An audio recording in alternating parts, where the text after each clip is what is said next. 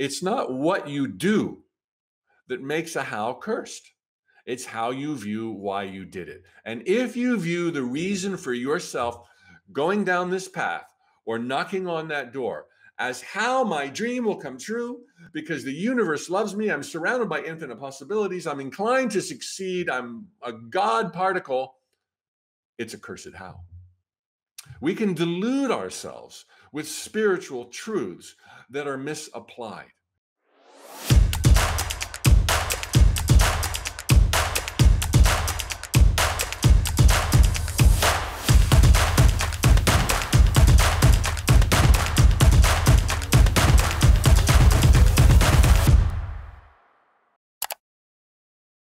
Today, we're going to talk about turning priorities, I didn't want to mix up priorities into possibilities, uncovering your infinite possibilities.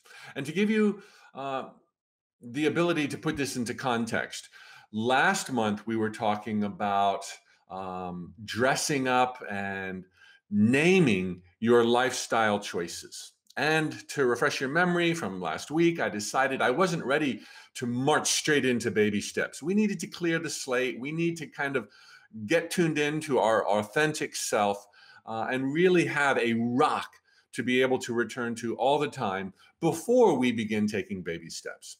Well, today we begin the action part of living like you've never lived before, based on the lifestyle choices you came up with last month. But for the many, many new members we have, feel no obligation to go to last month. I'm going to give you enough catch up here, included with the downloadable PDF that you likely already have. It's right under my photo right now, right under this video. If you haven't printed it yet, no problem.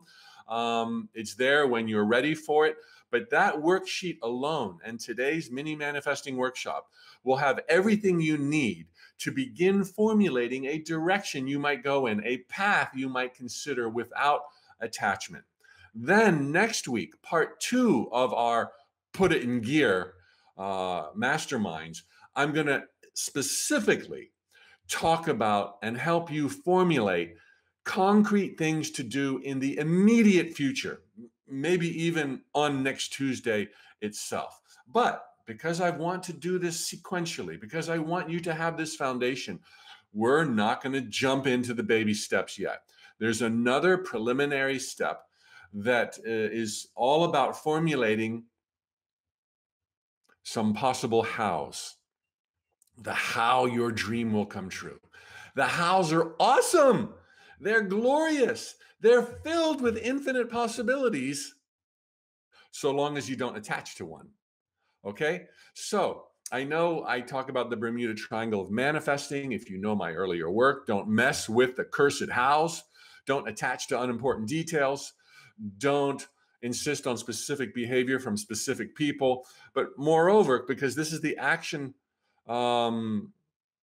two-part action mastermind, I want to focus on the cursed hows and what they are, how to avoid them, and how to give yourself some big picture possibilities for a direction you might go down. Okay, so I will repeat this next week because it's so critical. I'm going to state it right now. The thing that makes a cursed how a cursed how, the thing that makes it cursed, is how you view why you do it. We're about to formulate some directions to move in. And this axiom, if you will, understanding what makes a how cursed, is as relevant today while looking for pathways as it will be next week, hence the redundancy I anticipate when it comes to formulating actual concrete things to do. So two people could do the same exact thing. The same exact thing. For one, it's a cursed how. And for the other, it's not. It's a knock on the door. It's creating possibilities. It's not what you do that makes a how cursed. It's how you view why you did it. And if you view the reason for yourself going down this path or knocking on that door as how my dream will come true because the universe loves me, I'm surrounded by infinite possibilities, I'm inclined to succeed, I'm a God particle, it's a cursed how. We can delude ourselves with spiritual truths that are misapplied. Okay, all of those truths are relevant, but that doesn't mean you can take the truth and say, this is the path that will be my resurrection, that will be my homecoming party, that will be my happily ever after. That's what I want to avoid. Okay, so the example I used in one of my books was a Rotary Club, just so that you really get this. Two people could join the same Rotary Club. Okay, for one, it's all about meeting Mr. Big. Mr. Big has all these properties. The person joining is a realtor. They want to meet Mr. Big, list Mr. Big's properties, live happily ever after in wealth and abundance. For them, they're going to be carrying the weight of the world on their shoulders. For them, they got to do it right. For them, they're like, come on, universe, I know you love me. I'm giving you gratitude in advance for my connection with Mr. Big. Everyone is going to feel uneasy around this person. This person's always going to be trying to sit near Mr. Big. This person's going to be cracking jokes that nobody laughs at, especially not Mr. Big. This person is going to make a mess of stuff. And because they're so single-minded, and this is the problem, this is attachment, they've excluded all other possibilities for their rocking life to take off, whether it be through listing homes or making money or their connection with Mr. Big. They excluded all other possibilities. Maybe it's a different profession. Maybe it's a different connection. Maybe it's a different property. Maybe it's a different club that they should be a member of. But they're dead to all of that because their insistence and attachment to one thing, which locks all the other doors, and it makes that one thing almost unbearable for everyone near that person, including that person. The second realtor joins the same Rotary Club, also with the view of creating infinite possibilities, and also with the view of furthering their career in real estate. But they go with a glad heart. They go to have fun. They go with their happiness in mind first and foremost. And so they're going to sit where they sit. They're going to meet new people. They're going to be interested in new people. They're going to try to sit next to Mr. Big, but they're not going to make a big deal out of it. They're not going to try to overly impress Mr. Big. There may not be any synergy there, so why do that? Create the same possibility as the other person, but leave the door open for other things. Lo and behold, they hit it off with Mrs. Big. Who knew Mrs. Big was a member of the same Rotary Club? And they get on like a house on fire. And turns out Mrs. Big is the one who makes all the decisions in that household anyway. And Mrs. Big gives that person all the listings. That person not only joined Rotary Club, but because they were not focused on this is how my dream will come true, they stirred the pot. They joined leads groups. They boned up on reading more books about, closing the sale and investment opportunities. They were out there in their community doing other things, maybe also volunteering. They have a life, but yet they've used their intuition and their common sense to seek out a new network within Rotary Club, one of which that Mr. Big is a member of. Do you see the difference? They're doing the same exact thing. But for one, it's a cursed how, and for the other, it's just a knock on one of many doors, creating infinite possibilities, preserving the option to meet Mr. Big or better, and in this case, way better, Mrs. Big. So I think I've made the distinction. It's really clear. Do not think that there's something wrong with you formulating possibilities or narrowing down priorities that turn into possibilities. That's what I was afraid of mixing up. I don't want to say possibilities turning into priorities. No, obviously.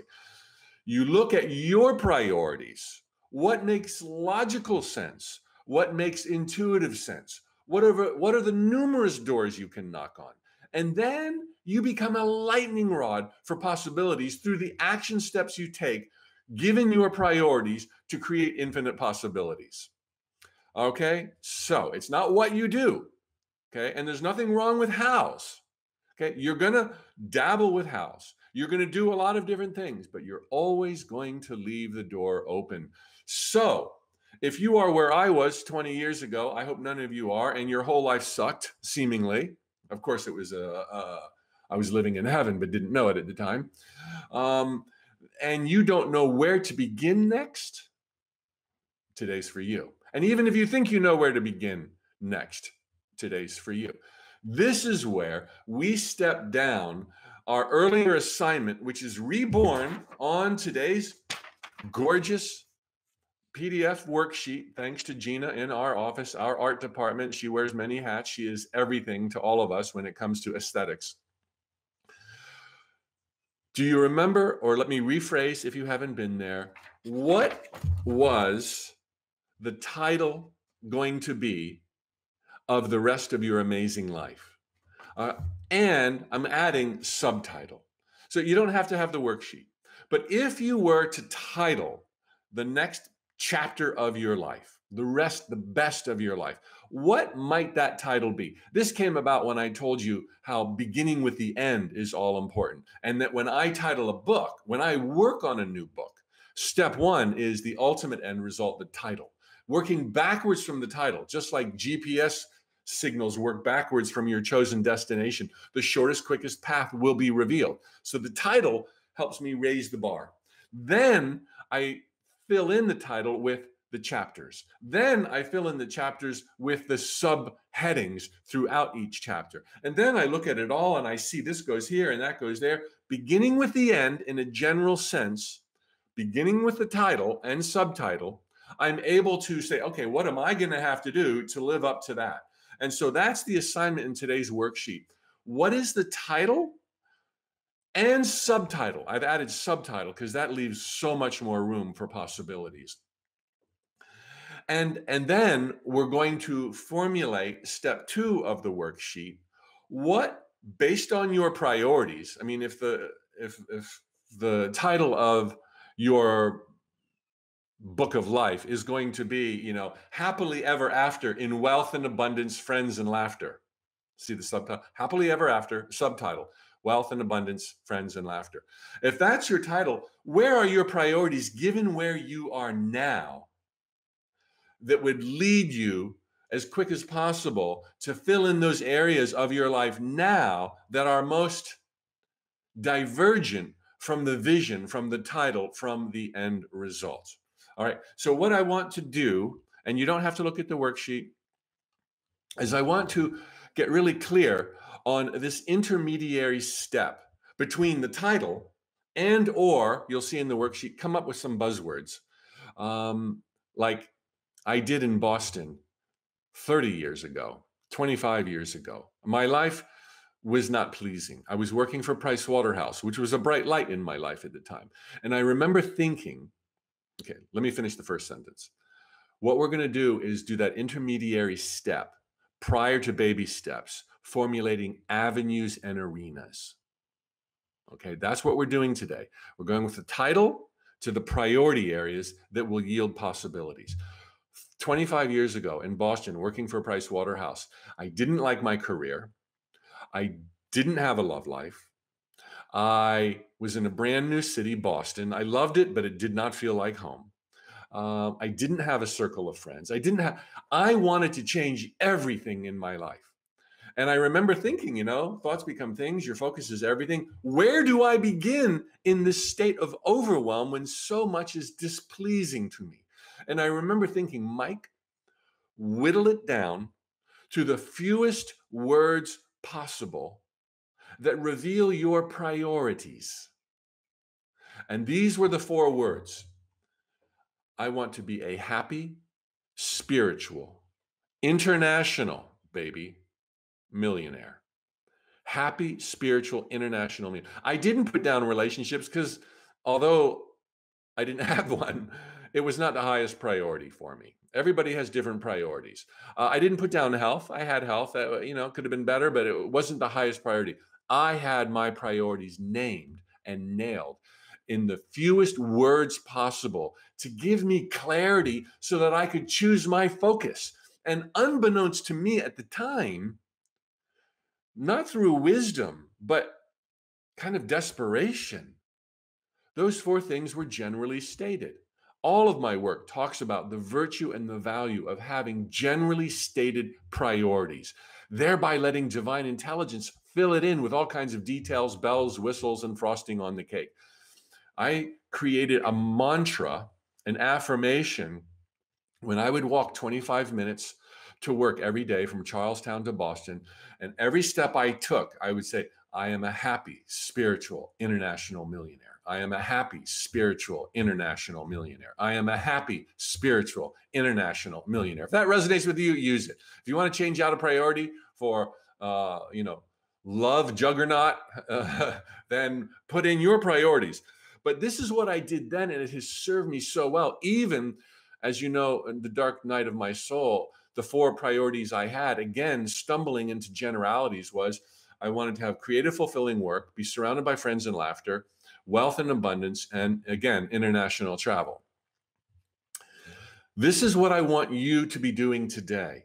With the worksheet, I want you to go from the big vision, either the title, subtitle of The Life of Your Wildest Dreams, and there's examples on the worksheet, or 3 or 4 or 5 or 7 buzzwords that like capture all of your highest priorities. Okay? We're going from title to chapter headings, if you will. And we're going from title to priority levels in your life. Where are you just like, whoa, I really want this part of my life to transform so I can live to my highest title potential? Then next week, we're going to go into some of this minutia and flesh out is maybe a better term, flesh out some baby steps. Okay, so there's another part of this exercise. I'm going to be redundant again. You're going to have the title, subtitle, or 4, 5, 6, 7 buzzwords that totally resonate with you that you could probably craft into an affirmation. And then you're going to pick one of those priority areas, just one per worksheet. You can definitely do this worksheet for every priority area, or you can pace yourself and just say, I've got 5 priority areas. I'm going to do 3 this week, the worksheet for 3, or just do 1 and have some experience, get some wisdom under your belt, and in a week or 2 or a month or 3, do another worksheet the same way. This is exactly what I have always done to save my life from the depths of despair. So you're going to pick one of these priority areas. This is already laid out for you on the worksheet, again with examples. And then for that single priority area, dun, dun, dun, dun, the whole point of today, you're going to derive, deduce, intuit, is that the right use of that word? Feel arenas, hallways, pathways that you might consider going down in the immediate future. I've left you room for 6 arenas. Now, I will admit, these arenas versus baby steps coming next week. These arenas and baby steps, the line between them may blur. One of these arenas is, I want my career to take off. I want to live happily ever after. I want creative, fulfilling work might be one of your priorities. And to do that, I'm going to write that book that's in me. Well, that writing would be a great avenue. That book within you, that's next week. But you see the lines blur, and that's okay. That's okay. You're going to get so much clarity from this exercise. So once you have the priority area named, maybe it's romance. Okay, romance. What arena could you begin playing in more if romance was one of your priority areas? There's room for 6 arenas. You could say internet dating. You could say get fit as a fiddle, tone my muscles. You could say start eating better. You could say put the word out to all of my friends. That's kind of an actual to do. The lines blur.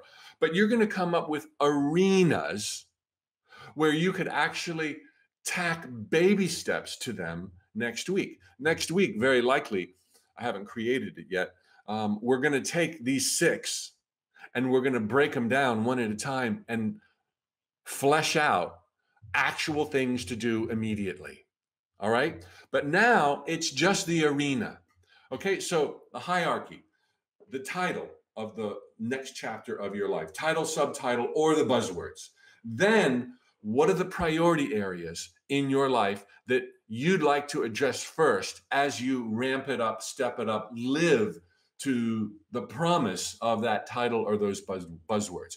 Then, once you've got your priorities nailed, this is really easy because we're keeping it general. The universe is not only happy because you're keeping it general, and it will formulate intuition and ideas for arenas for you to play in. But by keeping it general, there's so much less weight of the world on your shoulders, and you're not excluding any possibilities. You're not saying, this is the arena that I'm going down and I will succeed because the universe loves me. So you're going to have those priority areas, and then pick one of those priorities, and you're going to come up with 6 arenas to go down. Let me give you another example. Very commonly for many people, it is livelihood, paid or unpaid. You could say livelihood that's paid is a priority, or you could say livelihood is a priority and pay is a different priority. You can blend as you like.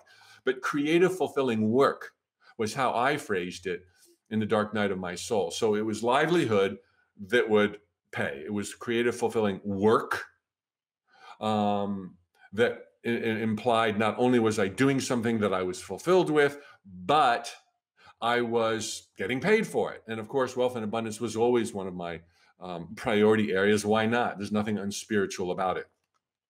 So if creative, fulfilling work or fulfillment or livelihood was one of your arena priorities, then some of the arenas you could dabble in would be writing, would be revisiting earlier careers. Nothing unspiritual about that. We're just looking for avenues. Avenues lead to streets. Streets lead to boulevards. Boulevards lead to dusty dirt roads that lead to diamond mines. So what are some arenas? Okay, you can do some writing. You could revisit an earlier profession that you enjoyed. You could perhaps take a fun job.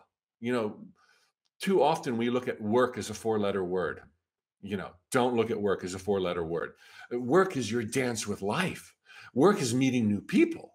Work is finding out what you could do even better. Work is doing what you love. Work is like, wow, it's like the staff of life. So maybe you don't need the money, or maybe you do, but maybe you could approach getting a job that was just for the fun of it. I like to say maybe working in a nursery with plants and flowers, maybe working for a florist. Get a fun job. That would be an arena. Don't necessarily name the specificity of that arena. You might not say florist, but you might say looking for fun daily expression to make a difference. You might consider being of service. You might consider being a volunteer. Do you see how all these examples I gave you are still quite general, yet they all speak to the priority area before? And the priority area was chosen because it is your logical and intuitive step to the title, to the life of your wildest dreams. So we're gradually breaking it down rather than just saying, this is my priority area. What doors do I knock on? We're adding this extra step of arenas. I want you to really keep that in mind, because when you think in terms of arenas, corridors, hallways, you're creating lots more room that we can work with next week when it comes to exactly what can I do this week about exploring the arena. It's very simple. Now, any of these arenas, all of them or none of them, may be fruitful for you. I definitely want to tell you that, okay? We're not trying to name our saving grace and this is it, by golly. That's too much pressure. That limits the universe. But between these 6 arenas that speak to the high priority, there are going to be infinite possibilities. And as I've often shared, a note from the universe once said, the road you start out on will almost never be the road you arrive on. So start. It doesn't matter what road you start on. Just following your intellect, following your intuition, based on the priority area that you want to transform, what are some arenas that you might begin dabbling with and this week thinking about? I could go here and I could go there. And with my teaching license or my realtor's license or my love of art or my love of photography, I might explore the internet. I might explore self-publishing. I might explore submitting my photographs to those companies that just license out photographs all day long. Okay? So this is all about arenas. This is all about general directions to move in with your skills, with your interests, with your loves, with what you're good at, with what you want to be good at. Where's the joy? I made a little list here. Where's the joy? Think in these terms when it comes to formulating arenas that you may have never dabbled in before. You want to honor and love yourself. Be authentic. You may want to help other people. You definitely want to find something that's fulfilling, and fulfilling always means challenging. Yeah, you actually want to be challenged a little bit, and that's okay. You can name that and use that to formulate what arenas to move down. What do you most passionately care about? What might you be an advocate of? Here's a kicker question, which kind of brought about last month's and this month's themes. What have you been feeling? Maybe that you've never felt before, or that you have felt before, but to another level because of COVID-19. Now that you're home more, now that you're feeling yourself more, now that your priorities are shifting and settling and becoming clear. I can tell you for me, one of the things, this is just a side note, I'm in my home office right now, and right there's a door to a backyard that leads to these woods and wilderness. And I'm spending so much time in my backyard. I'm gardening, I'm planting. I can tell you that of my arenas 20 years ago, Dark Night of My Soul, we had liquidated t-shirts. Actually, Boston and Price Waterhouse was 35 years ago. 30, not 25 years ago, 35 years ago. That was one dark night. That was not so dark. The real dark night was 20 years ago. One of my arenas, like, what am I going to do? What directions might I go in? Didn't want to go back into the t-shirt business. Didn't want to go back into public accounting. Although I was prepared, I cleaned up my resume. One of my arenas was irrigation repair. I tell you, my office used to be overlooking a street, and I would look out in this funk of my life, and the occasional irrigation repair truck would go by, and I would just be like, oh, I would love to do that. I would love to. I love getting my hands in the dirt, channeling water, the pump, the timer, the nozzles, the elbows. Just being in the earth, and with that mission, was very clearly an arena of mine. And to this day, I think that would have been so cool because I so loved it. And now I'm in my backyard and planting and digging and transplanting and fertilizing and watering and just being there. If you resonate, let that be one of your arenas if it speaks to the priority of the numerous priorities that you choose for this exercise. Ain't no shame. And one might think, oh, that's blue collar. Oh, that's, you could do more. Oh, that's like, what does your heart say? I had a real surprise years after that time where it didn't pan out for me to go into irrigation repair. The writing took off, the speaking took off. I went to a friend's brand new home in one of the most exclusive neighborhoods in Central Florida. There's only like 14 homes there. And of the 14 homes, one of them was like this, they were all monstrous. One of them was like three monsters cobbled together. And my friend said, oh, that's Buddy, the king of irrigation. It's like, oh my God, I should have gone into irrigation. No, there's no shoulds. I did what I most wanted to do, and I love my life.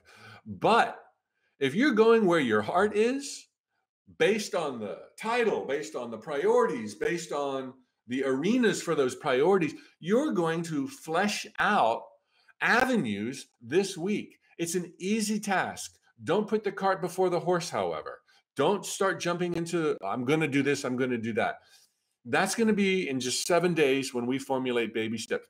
But for right now, what are your arenas? Perhaps becoming crystal clear what new is stirring in your heart. How can that be incorporated in your march towards dominion over all things, living the life of your wildest dreams? All right, so there's your worksheet, turning priorities into possibilities. There is 3 steps: the title or the buzzwords, the priorities that you want to change is step 2, and then 6 things, 6 arenas as general as possible that you are going to be thinking about. Oh, this arena might be really cool because I could talk to so and so. This other arena is really cool because I could draw on my strengths there.